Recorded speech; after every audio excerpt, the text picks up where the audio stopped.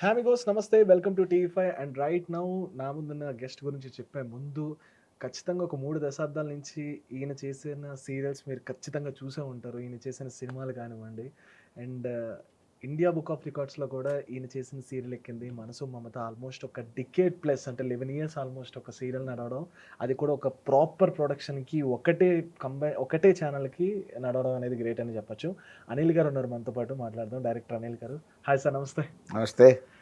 ఎలా ఉన్నారు? బాగున్నాను. ఈ ఇప్పుడు ఇండియా బుక్ ఆఫ్ రికార్డ్ రావడం ఏంటి? ఎలా అనిపిస్తుంది? చాలా సంతోషంగా ఉంది న్యాచురల్గా. హ్మ్. ప్లస్ ఇది మేము పడిన కష్టానికి హ్మ్. ఒక మంచి గుర్తింపు వచ్చింది అనుకుంటున్నాం. హ్మ్. అలాగే దీన్ని మమ్మల్ని తీసిన నిర్మాతకు కానీ ఛానల్కి కానీ అందరికీ చాలా మంచి పేరు వచ్చింది. హ్మ్. అందరం హ్యాపీ. అంటే యాక్చువల్ రేర్ ఫీల్ కదా! టెలివిజన్ సోప్ సీరియల్స్‌లో ఇలా ఒకటి రావడం అనేది ఒక 10 ఇయర్స్, 11 ఇయర్స్ ఒకటే చేయడం అనేది అంటే తెలుసు మిగతా ఛానల్స్‌లో కొన్ని 10 ఇయర్స్ నడిచినవి ఉన్నాయి. అంత ఒకటే టైప్‌లో నడవలేదు. మీది ఎలా అంత కాన్స్టెంట్‌గా నడిచింది? ఇది అవార్డు వచ్చింది 10 ఇయర్స్ 11 ఇయర్స్ రన్ అయినందుకు కాదు. హ్మ్. హ్మ్. సింగిల్ డైరెక్టర్ నేను. ఓకే. ఓకే. అదే. యాహ్! ఒక్కడనే డైరెక్టర్ని 11 ఇయర్స్ చేయరు. హ్మ్. హ్మ్. So script and everything. కథను కానీ దానికి కథను తయారు చేసుకోవడం కానీ లేకపోతే నేను ఒక్కడనే చేయడం అనేది ఇది ఫస్ట్ టైం అనమాట. ఓకే. అందుకే ఈ అవార్డు దక్కింది, అంటే ఈ అచీవ్మెంట్ దక్కింది. 3000 ప్లస్ ఎపిసోడ్స్. 3305 ఎపిసోడ్స్. ఎలా సార్ ఎప్పుడు మీకు బోర్ కొట్టలేదా? అంటే ఎక్కడైనా ఆపాలనిపించలేదా? ఏంటి అసల? మా బోర్ కొడితే ఉద్యోగం కూడా చేస్తాం. మా ప్రొఫెషనే అంటే ఇప్పుడు డైరెక్టర్. ఎవరికైనా నాకే బోర్ కొడితే ఇంకా ఆడియన్స్ నీకేం తీస్తాను నేను. సీరియల్ మారుస్తారు కదా! ఇప్పుడు ఏమైందంటే బాగా హిట్ అయినా ఒక టైంకి దాన్ని అక్కడ ఎండ్ చేసి ఇంకోటి మళ్ళీ ఇంకోటి చేస్తుంటారు కదా! కానీ ఎలా అంతే డెడికేటెడ్‌గా జనాల్లోకి అంటే ఎలా మరి వచ్చారు? డెడికేషన్ లేకపోతే ఏ ఉద్యోగం చేయలేం. హ్మ్. డెడికేషన్ లేకపోతే హ్మ్. ఏ ఉద్యోగం చేయలేం. ఏ ఉద్యోగానికి ఆ ఉద్యోగంలోనే కాన్ఫిడెంట్ ఉండాలి. మనం తీసేవాళ్ళం, జనానికి చూపించేవాళ్ళం. అవును. మనమే బోర్ ఫీల్ అయితే అస్సలు తీయలేం. కానీ చాలా జనరేషన్స్ అయితే మారాయి కదా సీరియల్‌లో. హ్మ్. నా జనరేషన్ అట్టాగే ఉంది కానీ మీ సినిమాలో, సీరియల్‌లో చాలా జనరేషన్స్ మారినాయి. జనరేషన్స్ మారాయి. ఓకే. సో, ఒక 3 దశాబ్దాలు ఈటీవీ నుంచి ముందు అసలు ఈటీవీ ప్రేక్షకులు దాన్ని అట్ట ఫాలో అయ్యారు. అవును. అది గొప్ప విషయం కదా! అవును. అన్ని సంవత్సరాలు వాళ్ళు నాకిప్పటికి మ్యూజిక్ గుర్తుండే 'మనసు మమత' అని. అదే. యాహ్! అంటే జనాన్ని కూడా ఆ రేంజ్‌లో చూశారు కాబట్టే అవును. అంత ఇదిగా తీసాం. లేకపోతే తీస్తే చూడకపోతే ఎవరు తీయం కదా! ఎవరు రారు గదా! అవును. హ్మ్. అవును. ఆ తర్వాత 'రంగుల రాట్నం' గూడా స్టార్ట్ చేశారు. హ్మ్. అది ఒక ఎపిసోడ్‌లోనే అది ఎండ్ అవ్వడం, రంగులాటం స్టార్ట్ అవ్వడం. ఒకే ఎపిసోడ్‌లో వెరైటీగా చేసాం. అచ్చా! అవునా? ఓకే. ఓకే. ఈ ఈ టైం. ఎపిసోడ్ శనివారం అయితే సోమవారం స్టార్ట్ అవ్వడం కాదు. హ్మ్. హ్మ్. ఒక ఒక ఒక రోజు మంచి రోజు అనుకుని, హ్మ్. ఆ రోజు నుంచి అది ఎండ్ చేసాము.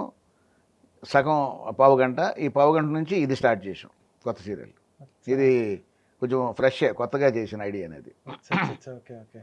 సార్ అయితే కొంతమంది తెలియనిదేంటంటే 'విధి', 'అంతరంగాలు' అనేవి చాలా ఫేమస్ నేమ్స్. ఎందుకంటే సీరియల్స్ అప్పటికి ఏం లేవు. ఇన్ని ఛానెల్స్ లేవు. ఇన్ని సీరియల్స్ లేవు. 'అంతరంగాలు' గాని, 'విధి' గాని చాలా నోటెడ్ టైటిల్స్ నెక్స్ట్ జనరేషన్స్ కూడా. అప్పటి నుంచి స్టార్ట్ చేశారు. అసల అప్పుడు ఎలా సీరియల్స్ అనే ఐడియా ఎలా వచ్చింది? ఈ ఛానెల్స్‌తో ఎలా సీరియల్ తీయాలనిపించింది? నేను మొదలుపెట్టిందేం కాదు. హ్మ్. టీవీ పుట్టిన దగ్గర నుంచి హ్మ్. హ్మ్. దూరదర్శన్‌లో వచ్చాయి మంచి మంచి కథలు వచ్చాయి, సీరియల్స్ వచ్చాయి. ఈ ప్రైవేట్ ఛానల్స్ వచ్చిన దగ్గర నుంచే సీరియల్స్ చక్కగా చాలా హ్మ్. పెద్ద రేంజ్‌లో తీయడం, హ్మ్. ఒక సినిమాని గుర్తు చేసేటట్టుగా తీయడం గానీ, మంచి ఆర్టిస్టులతో, మంచి లొకేషన్స్‌తో తీయడం గానీ, ఒకప్పుడు దూరదర్శన్‌లోనే తీసేవాళ్ళు. అవును. ఇప్పుడు ఇయన్నీ కూడా జనాన్ని మెప్పించడానికి పెద్ద పెద్ద ఔట్‌డోర్‌లు వెళ్ళడం. హ్మ్. మనసు మమతకి మేము దగ్గర దగ్గర 8, 9 ఔట్‌డోర్‌లు వెళ్ళాం. అచ్చా! అచ్చా! ఎవరు వెళ్ళనన్ని లొకేషన్స్‌కి వెళ్ళాం. అచ్చా! ఓకే. ఎక్కడో ఊటీ వెళ్ళాం, కోయంబత్తూర్ వెళ్ళాం, పొల్లాచి వెళ్ళాం. హ్మ్. ఆ తర్వాత మహాబలేశ్వర్ అని పూనా దగ్గర ఉంది. అచ్చా! ఆ అచ్చా! హిల్స్ మీద ఎక్కువ హిందీ సినిమాలు సాంగులు తీస్తుంటారు. ఓకే. అక్కడికి వెళ్ళాము. హ్మ్. తర్వాత ఇక ఆంధ్రాలో రాజమండ్రిలో ఇవన్నీ బాగా ఎక్కువ తిరిగాం. హుహుహు. అరకు వ్యాలీ ఇవన్నీ కూడా. అంటే అంత ఎంటర్టైనింగ్‌గా లొకేషన్స్ కూడా చూపిస్తూ హ్మ్. వాళ్ళని ఆ కథ పరంగా కావాల్సిన లొకేషన్‌కి వెళ్ళడం, హ్మ్. చక్కగా తీసి చూపించడం, కన్నుల పండుగ చూపించడంలోనే జనానికి ఒక ఇంట్రెస్ట్ ఉండాలి కదా! ఎప్పుడూ మనం అవునవును. హైదరాబాద్‌లో ఇక్కడే లొకేషన్స్‌లో, ఈ బిల్డింగుల్లో ఇక్కడే కథ కాకుండా కథను కూడా ఆ రకంగా తయారు చేసుకునేవాళ్ళం. ఒక అవును. మంచి లొకేషన్‌కి వెళ్ళాలి కానీ అలా తయారు చేసుకొని దాన్ని తీసేవాళ్ళం. సార్ ఎందుకు సార్ మీరెప్పుడు స్టూల్ మీద కూర్చుంటారంట? ఎవరు చెప్పారు? చెప్పండి. ఇప్పుడు టానుకొని కూర్చున్నా, మామూలుగా అయితే నాకు టానుకొని కూర్చోవడం ఇష్టం ఉండదు. ఇష్టం ఉండదా? ఎందుకు అంటే ఒక బద్ధకం ఒక రాకూడదనా? తెలియని ఒక లేజినెస్ ఉంటుంది అనమాట ఆనుకోవడంలో. అచ్చా! ఓకే. తెలియని ఒక లేజినెస్ ఉంటుంది. హ్మ్. అంటే అది చిన్న బద్ధకానికి సింబల్. ఓకే. ఎలా కూర్చుంటా నేను మామూలుగా.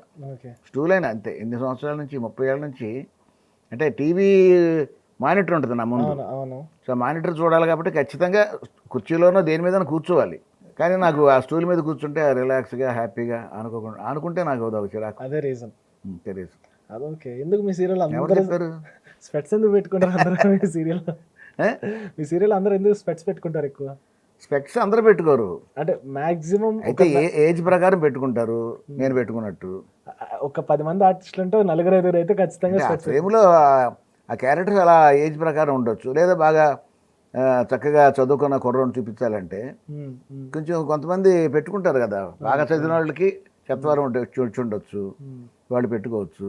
ఓకే. ఆ రకంగా ఒక క్లాస్ లుక్ ఒకటి కనపడుద్ది స్పెక్స్ పెట్టుకుంటే. హ్మ్. శరత్ బాబు గారు అందరు ఆర్టిస్టులోకి సెపరేట్‌గా ఎందుకు కనపడతాడంటే ఆయన అద్దాలు, అవును. ఆయన ఒత్తు పొడుగు, ఆయన లుక్కే ఒక క్లాస్ లుక్ ఉంటుంది కదా! అవును. అవును.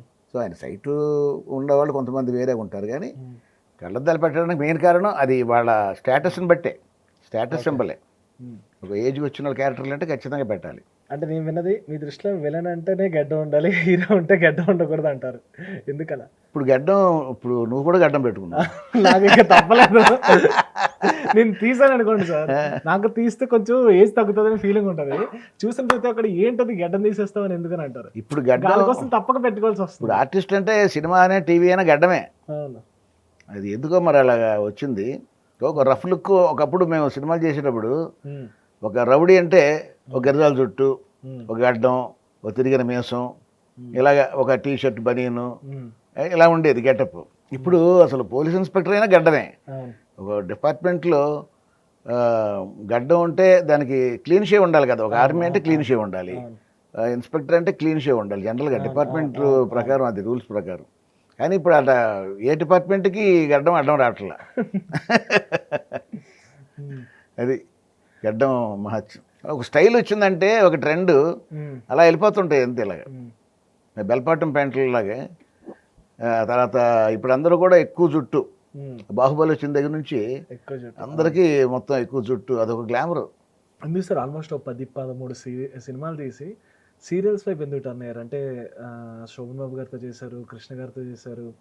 అండ్ అలానే 'అర్జున్' గారితో ఇలా పెద్ద పెద్ద ఆర్టిస్టులు స్టార్స్‌తో చేసిన వాళ్ళు ఎందుకు సీరియల్స్ అని ఈటీవీ వైపు ఎందుకు వచ్చారు రావాల్సొచ్చింది? ఈటీవీ పెట్టినప్పుడు నన్ను కవర్ చేశారు. హ్మ్. హ్మ్. అంటే ఈటీవీలో స్టార్ట్ అయ్యే ఫస్ట్ సీరియల్‌కి నన్ను డైరెక్టర్ అనుకున్నారన్నమాట. ఓకే. వాళ్ళంత మంచి ఒపీనియన్‌తో పిలిచినప్పుడు ప్లస్ నాకు ఆడ బ్యానర్‌లో నేను ఒక పిక్చర్ డైరెక్ట్ చేశాను. హ్మ్. 92లో 'జగన్నాథ్ అండ్ సన్స్' అని ఒక పిక్చర్ చేశాను. హ్మ్. హ్మ్. సో వాళ్ళకి నాకు అలాగా కాంబినేషన్ కుదిరింది. ఓకే. వాళ్ళు పిలవగానే నాకు సంతోషం అనిపించింది. హ్మ్. ఓకే. సినిమా సినిమా వేరు, టీవీ వేరు. హ్మ్. నాకు అప్పుడు టీవీ గురించి కూడా తెలీదు. ఓకే. నేను అంతకుముందు ఎప్పుడు ఏ సీరియల్ డైరెక్ట్ చేయలేదు. ఓకే. సో నాకు కూడా చేయాలనిపించింది. నేను తీసింది కూడా ఓ సినిమా లుక్‌తోనే తీశా. అంతకుముందు దూరదర్శన్ తీసేటప్పుడు కూడా కొంచెం ల్యాగ్‌గా కొంచెం అన్నీ స్టూడియోల్లోనే తీసుకుంటా ఉండేది కదా! హ్మ్. ఒక థ్రిల్ సబ్జెక్ట్ అనమాట 'వండర్ బాయ్' అనేది. సో నాకు కూడా సరదా అనిపించి తీశా. తరుణ్ గారు. తరుణ్. మీరు ఇంట్రడ్యూస్ మాస్టర్ చేశారు. తరుణ్. మీరు ఇంట్రడ్యూస్ చేశారని చెప్పొచ్చా? ఆ! మీరు ఇంట్రడ్యూస్ చేశారని చెప్పొచ్చు తరుణ్ గారిని. టీవీకి. హ్మ్. అంతకుముందు తను కూడా టీవీ చేయలే. ఓకే. అదే ఫస్ట్. ఓకే. నన్ను సినిమాలు అప్పటికింకా సినిమాల్లో హీరో అవ్వలా తరుణ్ అవును. అప్పటికి. హ్మ్. హ్మ్. అలా. సరే అయితే 3 దశాబ్దాలు ఈటీవీతో ప్రయాణం అంటే రామోజీరావు గారితో మీకు ఖచ్చితంగా పరిచయం ఉండి ఉంటది. నేను సినిమా చేసేటప్పుడే నాకు పరిచయం ఆయనతో. హ్మ్. ఎందుకంటే ఆహ్, ఆయన కూడా ఆ! స్టోరీ డిస్కషన్‌లో ఖచ్చితంగా కూర్చుంటారు ఆయన. ఓకే. ఖచ్చితంగా కూర్చునేవాళ్ళు. హ్మ్. తర్వాత మ్యూజిక్ కంపోజింగ్‌లో ఆయనే కూర్చునేవాళ్ళు. హ్మ్. ప్రతి డైలాగు ఆయన స్క్రిప్ట్ చదివి బాగుంది, ఇబ్బంది లేదనుకుంటేనే ఓకే చేసేవాళ్ళు. నేను విన్నది ఇప్పటికీ ఆయన పేపర్ చదువుతారు. ఆయన పేపర్‌లో ఉన్న ఆర్టికల్స్ ఆయనే చదువుతారు అని విన్నానంటే. హ్మ్. ఆయన మరణం మీకు ఎంత లోటు కలిగించింది? చాలా. అంటే ముందు ఆయనతో ఉన్న పరిచయం వల్ల గానీ, ఆయన మాకిచ్చిన ఫ్రీడమ్ గానీ, హ్మ్. కొంచెం వర్కర్స్‌ని ఎలా ఎంకరేజ్ చేస్తారో అన్నీ బాగా చూసినోళ్ళం కదా మేము. హ్మ్. హ్మ్. తట్టుకోలేకపోయాం అందరం. హ్మ్. ఎందుకంటే పర్సనల్‌గా కూడా ఆయన బిజినెస్ పర్సన్‌గా కాకుండా పర్సనల్గా కూడా ఎంతో గొప్ప వ్యక్తి ఆయన. ఆయన గురించి మాట్లాడేటప్పుడు ఎంతైనా మాట్లాడొచ్చు కానీ ఆ, అదే బాధ అనేది ఆయనతో పరిచయం ఉన్న అందరికీ కలుగుద్ది. పైగా ఎన్ని సంవత్సరాల నుంచి ఆ కంపెనీలో పనిచేస్తున్నాను కదా నేను. సో అలాగా కొంచెం బాధే, ఎవరు తీర్చలేనిది అది. ఎందుకు వేరే ఛానల్ కూడా వెళ్ళకుండా మీరు ఈటీవీకే అన్ని అలా వర్క్ చేస్తుంటారు? అదే అంటే ఒక అటాచ్మెంట్ ఉంటుంది కదా. ఇప్పుడు వెళ్ళాల్సిన అవసరం రానప్పుడు ఎందుకు వెళ్ళడం కదా. వాళ్ళు ఇచ్చే ఫ్రీడమ్ కానీ నేను అనిల్ కుమార్ అంటే వాళ్ళు చూపించే ఒక అభిమానం కానీ సబ్జెక్ట్స్ మనం చేస్తున్నప్పుడు మనకి ఒక మంచి దారి చూపించడం కానీ ఇవన్నీ జరిగినాయి కదా. సో చాలా ఒక సొంత ఇంట్లో నేను ఉంటే ఎలా ఉంటానో ఆ ఛానల్లో ఉన్నప్పుడు కూడా నాకు అలాగే ఉంటాను నేను. సరే ఇప్పుడు జెన్యున్గా ఒక విషయం అడిగితే, ఇప్పుడంటే సీరియల్స్ ఒకప్పుడు కూడా కాంపిటీషన్ ఉండేది, కానీ ఇప్పుడు ఏంటి టీఆర్పీకి కూడా కాంపిటీషన్ ఎందుకు అలా అంటే లేనివి కూడా ఒకటి రెండు కొనుక్కోవడం ఉన్నాయంటారా నిజంగానే? నాకు తెలియదు, నేను ఎప్పుడు కొనుక్కోలే. అదే మీరు ఈటీవీ గురించి మాట్లాడలేదు, ఆ స్టాండర్డ్ ఇలానే ఉంది కాబట్టి దానికి ఉన్న వ్యూవర్స్ దానికి ఉండాల్సిన అభిమానం ఉన్న వాళ్ళు ఉన్నారు. బయట వేరే జరుగుతున్నవి నేను ఏ ఛానల్ పేరు చెప్పట్లేదు, హడావిడి నాకు తెలియని అడిగితే నేనేం చెప్పను. ఒక సబ్జెక్ట్ గురించి తయారు చేయడం ఎలాగంటే చెప్తా, సీన్ మంచి సీన్ ఎలా తీయాలంటే చెప్తా. ఓకే, అవన్నీ నాకు తెలియదు. ఓకే, అడ్డదారులు నాకు తెలియదు. సరే మీరు అన్నారు కదా సబ్జెక్ట్, అసలు సీరియల్ స్టార్ట్ చేస్తున్నప్పుడు ఎంత సబ్జెక్ట్ అనుకుంటారు, ఎంతవరకు ఎలా వెళ్తూ ఉంటుంది? అంటే కొంత దూరం అయితే తయారు చేసుకుంటాం, కొన్ని క్యారెక్టర్స్, ఒక మంచి సన్నివేశాలు ఉండే పాత్రలు, కథలోనే కొంత మాకు థ్రిల్ ఉండాలి. అంటే సాఫీగా వెళ్ళడం కాకుండా అప్ అండ్ డౌన్స్ ఉంటాయి కథలో. అంటే ఒక ట్విస్ట్లు ఉండాలి, కొన్ని బ్యాంగులు ఉండాలి. అంటే జనాన్ని గబుక్కుని అలా కూర్చొని ఉలికిపడేటట్టు చేయాలి కదా. అది సన్నివేశంతోనే చేస్తాం, మనకి ఏం ఫైట్లు గిట్లు ఉండవు కదా ఇందులో. సో అన్నీ కూడా మనం కథలోనే భాగంగా ఒక మంచి అద్భుతమైన సీన్ వచ్చింది అనుకో, ఆ సీన్లో ఎన్నో అప్ అండ్ డౌన్స్ ఉంటాయి. ఒక సీన్లో ఒక టేక్ ఆఫ్ ఉంటుంది, ఒక ల్యాండింగ్ ఉంటుంది, అలా ఉంటాయి అన్నమాట. సో ఒక కథలో ఎలా ఉంటుందో ఒక సీన్లో కూడా అలా ఉండాలి. ఓకే, అలా ఉన్నప్పుడే అది ఆ సీన్ కొంచెం బిగుగా టైట్గా ఉంటుంది అది. సో ఇవన్నీ కూడా ఈ కొంచెం వెళ్ళడం కొంచెం దానికి రియాక్షన్ బట్టి కూడా కొన్ని మారుతుంటాయి. రియాక్షన్ బాగుందంటే క్యారెక్టర్ ఇంకా ఎక్కువ వెళ్తుంది. న్యాచురల్, ఇది సినిమా కంటే సినిమా ఎండ్ వరకు ఒకటే చేసేసి తర్వాత చూస్తాం. సో దీని ఏంటంటే మనకి జనానికి నచ్చిన క్యారెక్టర్ని మనం అంత దూరం తీసుకెళ్ళవచ్చు. అది అది మన ఈ టీవీ చేతుల్లో ఉంది, అది టీవీ సీరియల్ చేతుల్లో ఉంది. అది సినిమాలో మనం ఏం చేయలేం. సినిమాలో ఒకసారి రియాక్షన్ బాగున్నా హిట్ అయినా అంతే, అది బాగాలేదనిపించినా కూడా అంతే, దాంతో భవిష్యత్తు అయిపోద్ది సినిమాకి. కానీ సీరియల్ గట్ట కాదు. సీరియల్ కొంచెం ఎక్కడో చోట తగ్గింది అనుకోండి, సో మనం ఏదో దానికి రిపేర్ చేసి కొంత మసాలా వేసి ఏదో దాన్ని మళ్ళీ కొంచెం లేచి కూర్చునేట్టు చేస్తాం. అది అది తొందరగా కనుక్కోవాలి మనం, ఎక్కడ లోటుపాట్లు ఉన్నాయో, ఎక్కడ తగ్గింది, ఎక్కడ దీనికి ఏం కావాలి అనేది మనం కనుక్కొని చేసుకుంటే హ్యాపీగా ఒక మాదిరి సుమారుగా ఉన్నదాన్ని కూడా బాగా చేసుకోవచ్చు. ఆడియన్స్ని వెంటనే కన్విన్స్ అవుతారు. సినిమా ఆడియన్స్కి టీవీ ఆడియన్స్కి అదే తేడా. మీరు అన్నట్టు ఇప్పుడు మాట్లాడిందే, ఒక టైం వరకు సీరియల్స్ లాంగ్ లాస్టింగ్ ఉండవు. 3 ఏళ్ళనో, ఒక 5 ఏళ్ళనో, 10 ఏళ్ళనో, 1000 ఎపిసోడ్లనో, 900 ఎపిసోడ్. ఇప్పుడు మరి 100-150 ఎపిసోడ్లకి ఆపేస్తున్నారు ఏంటి సార్? అంటే పట్టు లేకపోతే అంతే, అది తీసుకునే సబ్జెక్ట్ని బట్టి ఉంటుంది. అది మరి అంత బ్యాడ్ సెలక్షన్ ఉండదు ఎవరికి, ఎక్కడో పొరపాటు జరిగి ఉండొచ్చు. ఓకే, జనరల్గా అయితే ఒక మాదిరి ఎక్స్పీరియన్స్ ఉన్నవాళ్ళైనా సూపర్గా వెళ్ళకపోయినా ఒక రేంజ్ అన్నా తీసుకెళ్తారు, కొంతవరకు ఒక సంవత్సరాన్ని తీసుకెళ్ళచ్చు. ఓకే, మధ్యలోనే రిపేర్ చేసుకున్నా తీసుకెళ్ళచ్చు. కొంచెం సీరియల్ విషయం పక్కన పెడితే అసలు మీ గురించి సినిమాలు ఎలా టచ్ చేశారు? అసలు సినిమా బిగినింగ్ అంటే ఫస్ట్ ఎలా వెళ్ళారు సినిమాకి? రామారావు గారితో వర్క్ ఎలా చేయగలిగారు? రామారావు గారు తర్వాత కోడైరెక్టర్గా అయినప్పుడు రామారావు గారితో చేశాను నేను. దాని ముందు 74లో నేను మెడ్రాస్ వెళ్ళా సినిమాలో చేరాను ఇంట్రెస్ట్తోనే, ఇంట్లో పర్మిషన్ తీసుకునే. ఒప్పుకోరు కదా, 100-99 కదా. ఒప్పుకోవడం, నేనేం హీరోయిన్ కాదు కదా. హీరోయిన్ కష్టమే కదా సార్, అంటే సినిమాలు అంటే ఒప్పుకోరు కదా. అప్పుడే అంత లేదులే. అవునా? నాకు చిన్నప్పటి నుంచి ఇంట్రెస్ట్, నాటకాలు కానీ ఇవన్నీ వేస్తూ ఉండేవాళ్ళం మేము. మాకు ఒక సమాజం ఉండేది, డాక్టర్ రాజారావుస్ అకాడమీ అని మాకు ఒక సమాజం ఉండేది. ఆ సమాజంలో మేము చాలామంది నాటకాలు వేస్తూ ఉండేవాళ్ళం. సో తర్వాత సినిమా నాకు తెలిసిన వాళ్ళు ఎవరు ఇంట్లో రిలేటివ్స్ కానీ అటువంటి వాళ్ళు ఎవరు లేరు. మా ఫాదర్ కోర్టులో వర్క్ చేస్తుండేవాడు, డిస్ట్రిక్ట్ కోర్టులో. అచ్చా, ఓకే. సో ఆయనకి ఇట్లా నేను సినిమాలో వెళ్ళాలంటే ఆయన కూడా కొంచెం ఎంకరేజ్ చేశారు నన్ను.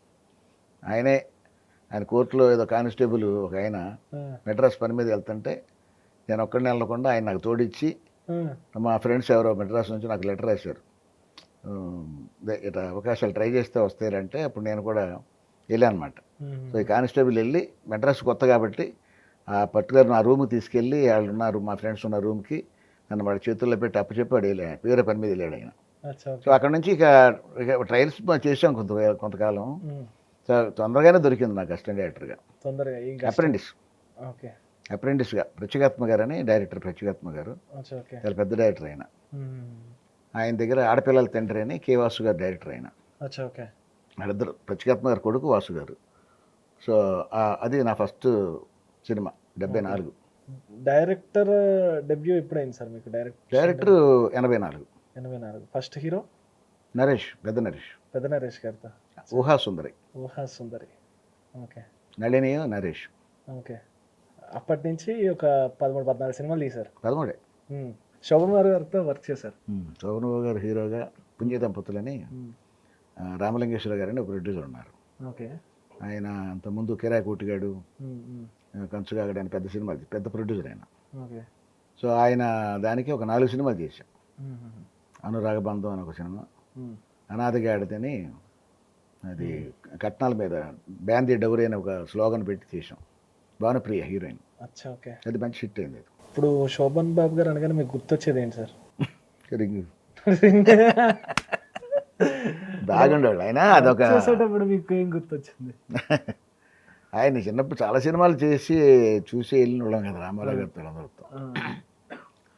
డెడికేటెడ్ పర్సన్స్ అందరూ. వాళ్ళ దగ్గర మేము వాళ్ళతో చేయడం అనేది నిజంగా మా అదృష్టం. ఈరోజు నేను ఇది సీరియల్స్ చేస్తున్నానంటే అంతా వాళ్ళ పునాది. రామారావు గారు కానీ నాగేశ్వరరావు గారితో కో డైరెక్టర్గా పనిచేశాను. కోదండరామరెడ్డి గారి దగ్గర నేను 4 సినిమాలు పనిచేశాను. అప్పుడు అందులో 3 సినిమాలు చిరంజీవి గారు, రాధిక్ గారు. ఖైదీకి వర్క్ చేశారు మీరు? ఖైదీ టైంకి నేను డైరెక్టర్ అయ్యా. ఖైదీ టైంకి డైరెక్టర్ అయిపోయారు. అప్పుడే నా షూటింగ్ జరుగుతుంది. ఖైదీ కోదండరామరెడ్డి గారు మా గురువు గారు ఆయన. ఆ షూటింగ్ జరుగుతుంది తలకొండలో. సో దాని ముందు వరకు న్యాయం కావాలి, కిరాయి రౌడీలు, ట్రాంప్ పిక్చర్లు అని ఒక పిక్చర్ అనమాట. ఆ పిక్చర్ జరుగుతుండగానే నాకు అదే వెంకన్నబాబు గారు అని, ఆయన ఎస్పి వెంకన్నబాబు గారు, ఆయన నిర్మాత. ఇప్పుడు ఆయన నాకు ఛాన్స్ ఇచ్చింది. అంటే అందరు చెప్తే వినడం తప్ప నేను ఎక్స్పీరియన్స్ లేదు కదా సార్. ఖైదీ టైంకి చిరంజీవి గారి ఫాలోయింగ్ ఎలా ఉండేది మీరు చూసారు కాబట్టి? ఆయన బాగుండేది అప్పటికే. ఆయన అది పెద్ద మెగా హిట్ అది ఖైదీ. దాని ముందు కూడా ఆయనకి హిట్లు ఉన్నాయి, చాలా హిట్స్ చేశారు అప్పటికి. ఆయనతో ఎప్పుడైనా ప్రేమ డైరెక్ట్ చేయడానికి కుదరలేదు ఆయనకి? పరిచయం అంతే. అప్పటికి ఇంకా ఆయన రేంజ్ పెద్ద రేంజ్ కదా అది. సో మనకి ఆయనతో అదే అవకాశం రాలే. మామూలుగా ఒక కో డైరెక్టర్గా చేస్తున్నప్పుడు కలిసి ఉండేవాళ్ళం అందరం. ఆయన డైలాగులు చెప్పడం కానీ ఇవన్నీ కూడా కలిసి బాగుండేది. ఆయనతో సరదాగా ఉండేది. కోదండరామరెడ్డి గారు కూడా, నేను సత్యానంద్ గారని రైటర్ ఉన్నారు, ఆయన ఇప్పటికీ రాస్తున్నారు. ఆయన దగ్గర చాలా సినిమాలకి నేను స్క్రిప్ట్ అసిస్టెంట్గా పనిచేసేవాడిని, డైలాగ్ అసిస్టెంట్గా. అందుకని నాకు కొంచెం సీన్స్ గురించి కథలు తయారు చేసుకోవడం అది నాకు కొంచెం ఈజీగా ఉంటుంది, ప్లస్ హ్యాపీగా ఉంటుంది. ప్లస్ వీళ్ళందరితో నేను చెప్పాను, మా మధ్యలో మాట మారింది. ఈ రామారావు గారు కానీ, నాగేశ్వరరావు గారు కానీ, శోభనరావు గారు, కృష్ణ గారు, వీళ్ళందరితో వర్క్ చేయడం ఏంటంటే ఒక పెద్ద పునాదే. అసలు డ్రామాని పండించడం కానీ, డ్రామా రియాక్షన్స్ ఇవ్వడం కానీ, డైలాగ్ మాడ్యులేషన్ కానీ, వాళ్ళు బాగా అంతా డ్రామా, లేడీస్ డ్రామాతో పండిపోయిన వాళ్ళు కదా అందరూ, ఫ్యామిలీ మూవీస్. సో వాళ్ళు డెప్త్గా మాట్లాడడం కానీ, ఒక ఎక్స్ప్రెషన్లో ఒక సెంటిమెంటల్ సీన్ ఉందంటే వాళ్ళు చేస్తుంటే షూటింగ్ చూసేవాళ్ళు కూడా ఒక రకంగా ఫీలింగ్ వచ్చేది. సో వాళ్ళందరూ చూసి ఉన్నాను కాబట్టి నేను ఇప్పుడు ఎవరికైనా చెప్పాలన్నా కూడా చాలా ఈజీగా వాళ్ళతో ఎక్స్ప్లెయిన్ చేయొచ్చు. నేను ఇలా చేయాలంటే టీవీలో కూడా చాలా మంచి ఆర్టిస్టులు ఉన్నారు కదా, వాళ్ళలో నేను వర్క్ చేశాను. మనసు మమతలో అందరూ చాలా మంచి ఆర్టిస్టులు. సో చాలా ఈజీగా వాళ్ళు అర్థం చేసుకునేవాళ్ళు, చేసి చూపిస్తే కానీ లేకపోతే చెప్పినా కూడా. ఒక మాడ్యులేషన్ చెప్పినా నేర్పించినా వాళ్ళు చాలా ఈజీగా గ్రాస్పింగ్ చేస్తారు. దాదాపు ఎంతమంది ఆర్టిస్టులు లాంచ్ చేసి ఉంటారు సార్? మనసు మమత మామూలుగానే సీరియల్స్ వైజ్గా మీరు ఎంతమందిని లాంచ్ చేసి ఉంటారు అన్ని ఇప్పుడు వరకు? మంచి కొంతమందిని చేశాను. అనిల్ కుమార్ అని ఒక ఆర్టిస్ట్ ఉన్నాడు, అతను ఇప్పుడు ఈ మధ్య మా ఛానల్ అని చేస్తున్నాడు కదా, ఈటీవీలో కూడా నాకు మనసు మమతలో హీరో. అచ్చా, ఓకే. అట్లా కొంతమంది ఉన్నారు. వాళ్ళు ఇంకా డిఫరెంట్ క్యారెక్టర్స్ చేయడంతోనే పైకి వచ్చిన వాళ్ళు అందరూ. ఓకే. నా దగ్గర చేసిన వాళ్ళందరూ బాగా పైకి వచ్చిన ఏం చూస్తారు ఒక ఆర్టిస్ట్కి? ఖచ్చితంగా ఒక డైరెక్టర్ విజన్గా ఆర్టిస్ట్లో ఫస్ట్ మీరు చూసేది ఏంటి? నీలా అందంగా ఉండాలి. పనికి వస్తాడు లేదా తెలియాలి కదా సార్, మీరు అందుకు చూస్తాం, టెస్ట్ చూస్తాం, మేకప్ టెస్ట్ చేస్తాం, లుక్ టెస్ట్ చేస్తాం, ఓకే. మాడ్యులేషన్ ఒకసారి. మరి అంత తెలియని వాళ్ళని మరి ఫ్రెష్గా అంత ఫ్రెష్ అయినా కూడా ఒకసారి తెప్పించి చూస్తాం కదా, అవును. డైలాగ్ ఎలా చెప్తున్నాడు, రియాక్షన్ ఎట్టుందనేది. కెమెరా అవి పెద్ద టచ్ లేకపోయినా కూడా కొంచెం స్లోగా మనం తయారు చేస్తాం ఎవరినైనా. అందరూ ఎవరు కొత్త వాళ్ళు కాకుండా అందరూ పాత వాళ్ళు రారు కదా, కొత్త వాళ్ళు వస్తేనే మాకు కూడా చూసిన మొహాలే చూడకుండా ఎప్పటికప్పుడు కొత్త కొత్త ఫేసులు వస్తుంటే జనానికి కూడా బాగుంటుంది. అయితే ఈరోజు ఇన్ని వందల సీరియల్ తీస్తున్నారంటే ఎంతమంది ఆర్టిస్టులు సరిపోరు కదా సార్. మీరు ఎప్పుడైనా అబ్జర్వ్ చేశారు? ఇప్పుడు ఫర్ ఎగ్జాంపుల్ తమిళ్లో చూసుకుంటే శివకార్తికేయన్ గారు కానీ, లేదంటే విజయ్ సేతుపతి గారు కానీ, వీళ్ళందరూ సీరియల్ నుంచి వచ్చిన ఆర్టిస్టులే ఇప్పుడు పెద్ద సూపర్ స్టార్స్ అయ్యారు తమిళ్లో. మన తెలుగులో వచ్చేసరికి ఎందుకు ఏ ఆర్టిస్ట్ కూడా సినిమాలో నిలదొక్కుకోలేకపోతున్నారంటే దాన్ని ఎప్పుడైనా మీరు అబ్జర్వ్ చేశారు? సినిమాలోనా? అంటే మేబీ ఈ 5-10 ఇయర్స్లో ముందు చేసి ఉండొచ్చు, అయ్యి ఉండొచ్చు అలాంటి ఆర్టిస్టులు. ఇప్పుడు ఎందుకు ఆ కెపాసిటీ లేదంటారు, ఏమంటారు? నేను పెద్ద సినిమాలు అబ్జర్వ్ చేయనమ్మా. సినిమా అంటే పర్టికులర్ ఈ రకంగా ఎవరెవరు కుర్రోళ్ళు వస్తున్నారో నాకు తెలీదు. ఒక రేంజ్ వరకు చూస్తాం కానీ తర్వాత వీళ్ళందరినీ పెద్ద అబ్జర్వ్ చేయను నేను. ఓకే. అంటే నువ్వు అడిగే ప్రశ్నకి అంత డీప్గా అబ్జర్వ్ చేయను. ఓకే. దాని కొంచెం అందులో ఉంటేనే తెలుస్తాయి మనకి. నాకు అంత టచ్ లేదు కదా ఇప్పుడు. ఓకే. సీరియల్ గురించి అడుగు చెప్తాను. సినిమాలు చూడరా సార్ మీరు? చూస్తారా? అన్నీ చూస్తా. నచ్చిన హీరో ఎవరు ఉన్నారా? అప్పుడు చెప్పండి, ఇప్పుడు చెప్పండి, చెప్పండి. అప్పుడు అందరూ అన్ని సినిమాలు చూసేవాడిని నేను. నాగేశ్వరరావు చూసేవాడిని, రామారావు గారు చూసేవాడిని. అసలు సినిమా అంటేనే ఒక ఇంట్రెస్ట్ అంతే. ఏదో సినిమా చూడాలి, అది ఒకటే మనకి అంతే. సినిమా మరి అప్పుడు అంత ఇంట్రెస్ట్ ఉండడానికి కారణం సినిమాల్లోకి రావడానేమో నాకు తెలియదు. అలా చూసేవాడిని. 4-5 సార్లు 5 సార్లు కూడా చూసేవాడిని. అలా సినిమా మీద ఇంట్రెస్టే అంతే తప్ప ఒక పర్టికులర్ ఒక ఆర్టిస్ట్ అని కాదు. అన్ని సినిమాలు చూసేవాడిని, అందరు ఆర్టిస్ట్ని లైక్ చేసేవాడిని. ఓకే. ఇప్పుడు అదే ఇప్పుడు సెలెక్టెడ్గా చూస్తా. ఇప్పుడు బాగుంది నా సినిమా చూడడం కానీ ఎవరైనా చెప్తే చెప్పక్కర్లా, మనకు తెలుస్తుంది కదా, టాక్ ఉంటుంది కదా, చూడాలి, మిస్ అవ్వకూడదని ఆ సినిమా ఖచ్చితంగా చూస్తా. ఓకే. ఇప్పుడు ఈటీవీలో హై రేటింగ్లో ఉన్నది మీదే రంగులు రావటమే ఉంది ఇప్పుడు ప్రెసెంట్ అయితే. సో ఏంటి అది ఎన్ని రోజుల నుంచి జరుగుతుంది? అది ఆడియన్స్ ఎలా రిసీవ్ చేసుకున్నారు? ఇది ఇంకొక 1 monthలో 1000 ఎపిసోడ్స్ దగ్గరికి వచ్చింది. ఇది దీన్ని కూడా ఫిక్స్ అయ్యారా ఇన్నేళ్ళు చేయాలని? తీసుకెళ్ళిపోతే జనానికి చూపించగలిగితే, తీయించగలిగితే తీసుకెళ్ళిపోతాం, పెద్ద ఏమి ఉండదు. అది కానీ ఏదైనా కథను బట్టే ఉంటుంది అంతే. కథను బట్టి ప్లస్ మనం పెట్టే ఆర్టిస్టులు కూడా బాగా చేయగలిగే ఆర్టిస్ట్ని పెడతాం కదా. ఓకే. ఇప్పుడు సీరియల్లో అంటే మీరు అనొచ్చు, నేను ఆ జోనర్ చూడడం నాకు తెలియదు కాబట్టి, ఒక సీరియల్ మేకింగ్ ఎంత అవుతుంది సార్? సీరియల్ అంటే 1000 ఎపిసోడ్సా, 1000 ఎపిసోడ్సా, 3000 ఎపిసోడ్సా? డైలీ ఎపిసోడ్ చెప్పండి, 1000 ఎపిసోడ్ చెప్పండి, ఏంటి అట్టగా ఉండదు మనకి. మనం పెట్టుకునే ఆర్టిస్టుల బడ్జెట్ బట్టి ఉంటుంది, తీసే లొకేషన్ బట్టి ఉంటుంది.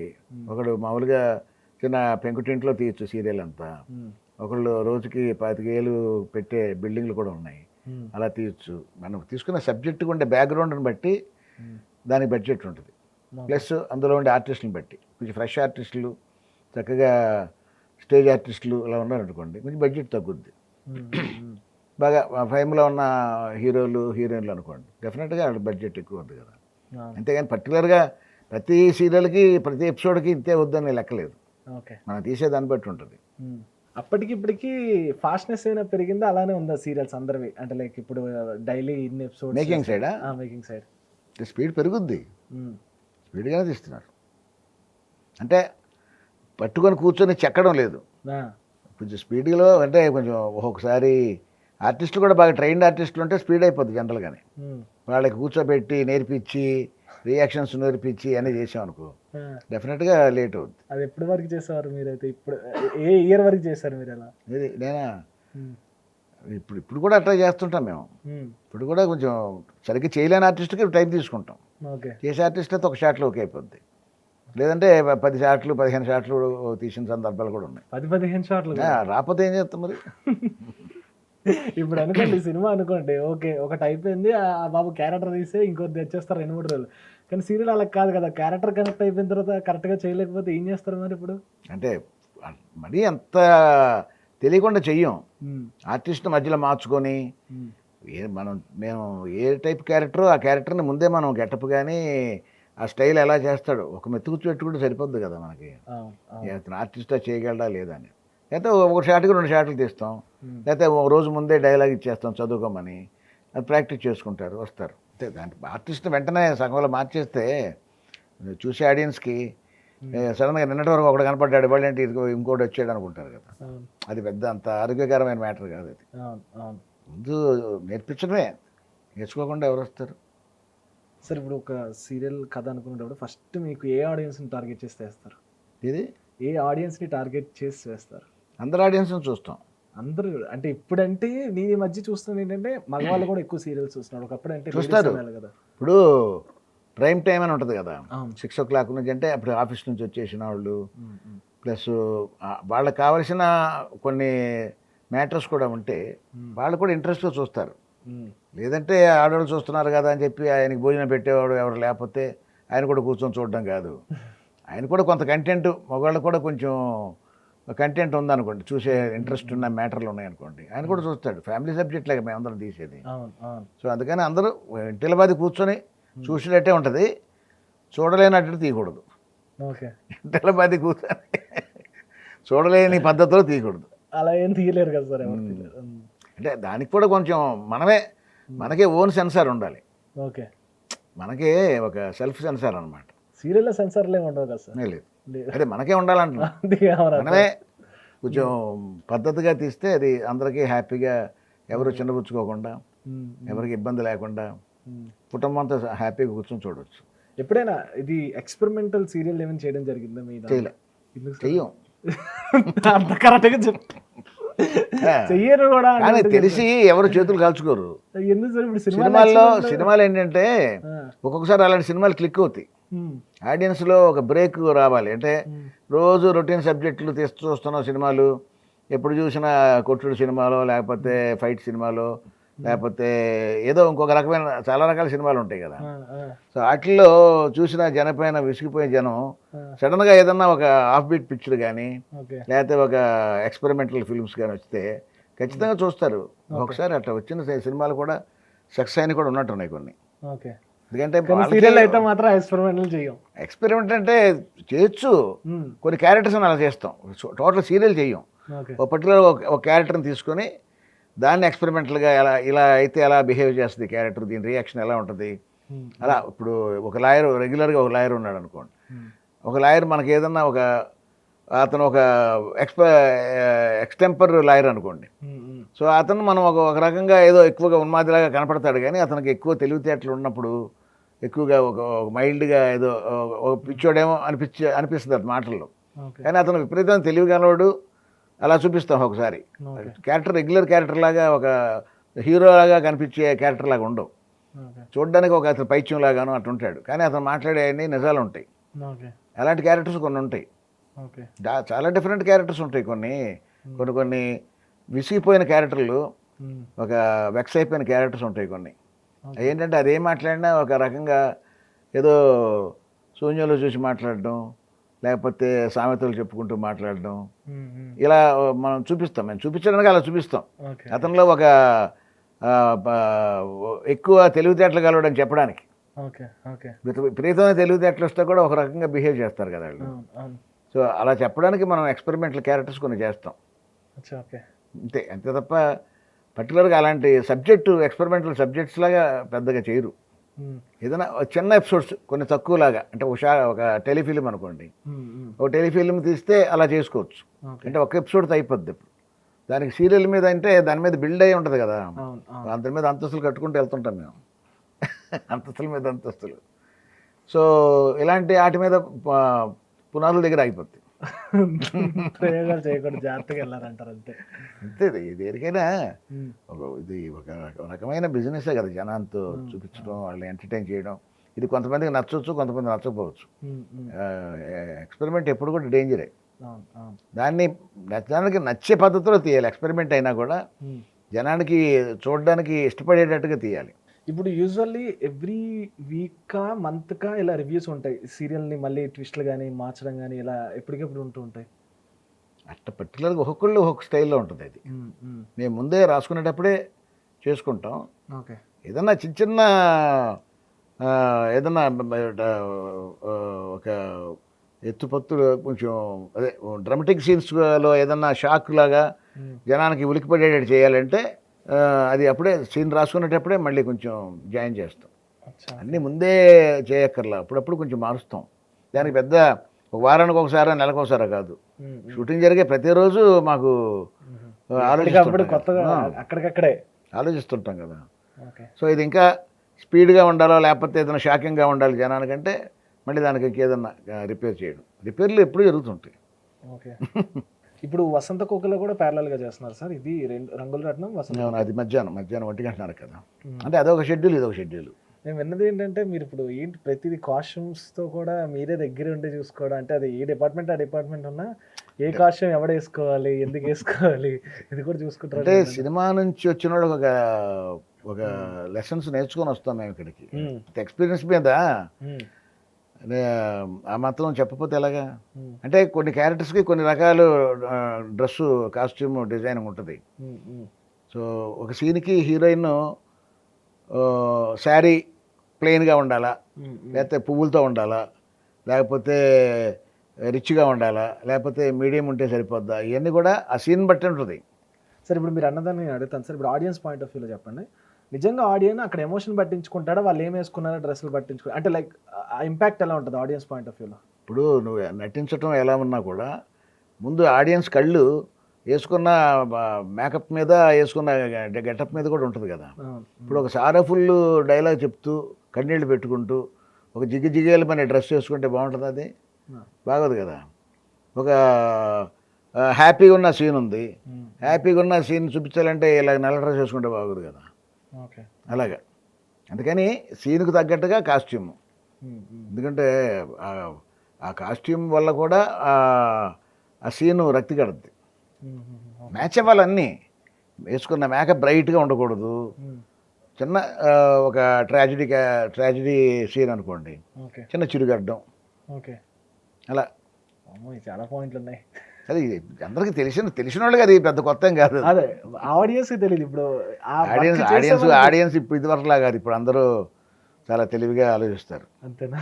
వాళ్ళు ఏం చెప్పరు కానీ వాళ్ళ ఫీలింగ్ ఉంటుంది కదా, ఇది బాగుంది, ఈ సీన్ బాగుంది, బాగా చేశాడు అతను, దాని తగ్గట్టు గెటప్ కూడా ఉంది, ఇవన్నీ ఆలోచిస్తారు. ఇప్పుడు అందరూ ఎడ్యుకేట్ అయ్యారు. ఇదేం పెద్ద గొప్ప విషయం కదా. ఎందుకంటే వాళ్ళు ఎప్పుడు తీసేవాళ్ళకన్నా చాలా గొప్పగా కనపడుతుంటారు అందరూ. మన కెమెరాను నవ్వుతాడు. అందుకని అందరూ బాగా అబ్జర్వ్ చేస్తారు కాబట్టి మేము కూడా చాలా జాగ్రత్తగా ఉంటాం. ఎక్కడన్నా చిన్న పొరపాటు జరిగితే జరగవచ్చు తప్ప జనరల్గా ఏంటంటే ఆ సన్నివేశానికి తగ్గట్టుగా ఆ డైలాగ్ తగ్గట్టుగానే ఉండాలి మా కాస్ట్యూమ్ కూడా.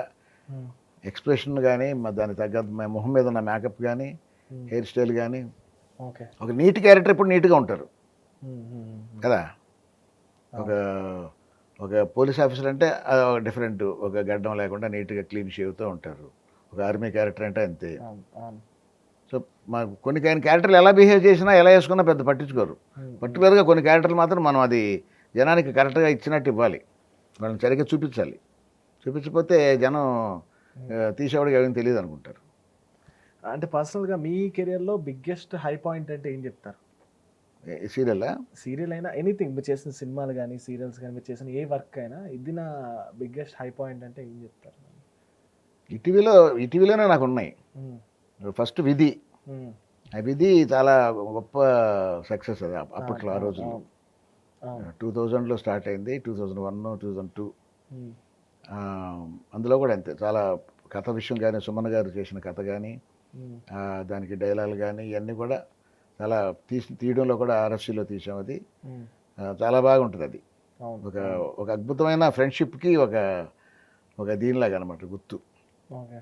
మళ్ళీ మనసు మమత మళ్ళీ అంత హిట్ అయింది. విధి తర్వాత మనసు మమత అంట. ఓకే. ఇది అంతే, అన్నీ ఫ్యామిలీ డ్రామాసు, హ్మ్. అన్నీ సెంటిమెంటల్ టచ్ ఉన్న కథలే. ఓకే. సీరియల్ అంటేనే సెంటిమెంటల్ డ్రామా ఎక్కువ ఉండాలి, అవును. ఓ ఫీల్ ఉండాలి. హ్మ్. అందుకని ఆ రెండు నాకు బాగా నచ్చినాయి అనుకోండి, ప్లస్ హైలైట్స్ కూడా అయినాయి. మీకు హార్ట్‌కి ఎక్కువ ఇష్టమైనవి ఆ 2 చెప్తారు. అంతే. సూపర్. ఇంకా స్టిల్ మీకు చేయాలనిపిస్తుంది ఇంకా. అంటే లేదు అంటే ఒక టైం వరకు అనిపిస్తది కదా! మనం చాలా చూసాం ఇంకా అని. ఇంకా మీరు ఇప్పటికీ రంగుల రాట్నం అని, వసంత కుక్కలు అని చేస్తున్నారు కాబట్టి అదే నేను అడుగుతున్నా. ఇప్పటికి మీకు ఇంకా వర్క్ చేయాలనిపిస్తుంది. ఇంకా కొత్తగా ఇంకే చూపించాలని. మాకు ఇది తప్ప వేరే వర్క్ రాదు. హ్మ్. ఎవరికైనా ఏ వర్క్లో పండిపోతారో ఆ వర్క్లోనే చేయాలనిపిస్తుంది వాళ్ళకి, ఓకే. ఒప్పుకున్నంత వరకు. హ్మ్. హ్మ్. ఒప్పుకున్నంత వరకు. Super. Super. Thank you so much sir. వచ్చి మీ విషయాలు చాలా విషయాలు షేర్ చేసుకున్నందుకు, సీరియల్ గురించి షేర్ చేసుకున్నందుకు. హోప్‌ఫుల్లీ రంగుల రాట్నం గాని, వసంత కోకిల గాని ఇలానే ఇంకొక దశాబ్దం నడిచి అది మీ చేతుల మీద నడవాలని కోరుకుంటున్నాను. అలాగే, thank you. So that's it guys. This is RJ Mahesh signing off.